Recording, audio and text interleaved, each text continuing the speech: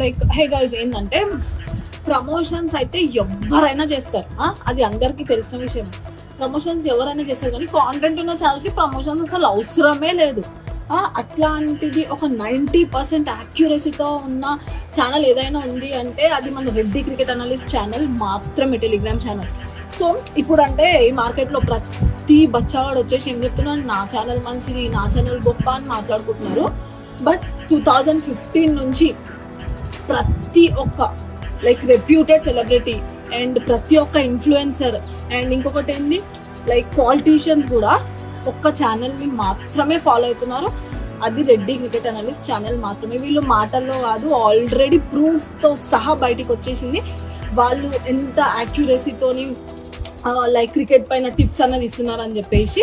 like మీరు cricket గురించి knowledge పెంచుకోవాలి అనుకుంటే Reddy cricket analyst the best